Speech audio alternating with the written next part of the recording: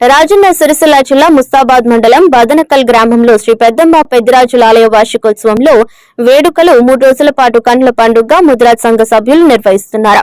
ముదిరాజుల ఆరాధ్య దైవమైన శ్రీ పెద్దమ్మ పెద్దిరాజు కళ్యాణ మహోత్సవానికి వివిధ పార్టీల నేతలతో పాటు బీఆర్ఎస్ వర్కింగ్ ప్రెసిడెంట్ కేటీఆర్ శ్రీ పెద్దమ్మ పెద్దిరాజుల కళ్యాణ వేడుకలకు హాజరై ముదిరాజ్ సంఘ సభ్యులు ఘన స్వాగతం పలికి పెద్దమ్మ పెద్దిరాజు కేటీఆర్ దర్శించుకోగా ముదిరాజ్ నాయకులు సాలువతో సత్కరించారు. మండల టీఆర్ఎస్ నాయకులు బొంపల్లి సురేంద్రరావు, కొమ్మెట రాజమల్లు, ముదిరాజ్ సంఘ సభ్యులు, కార్యకర్తలు పాల్గొన్నారు.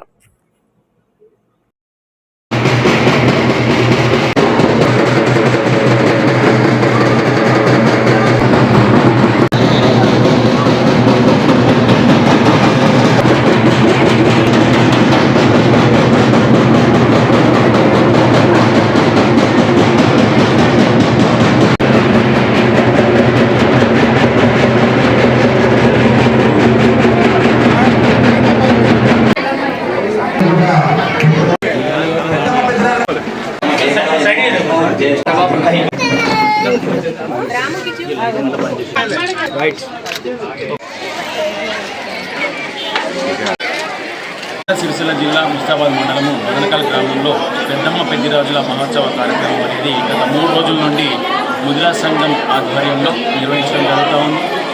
ఫస్ట్ రోజు 21వ తారీఖు నాడు పోషమ్మ బోనాలు, 2వ రోజు పెద్దమ్మ బోనాలు పుట్టకు చనిపోయడం, అలాగే ఈరోజు కళ్యాణ మహోత్సవం జరిగినది.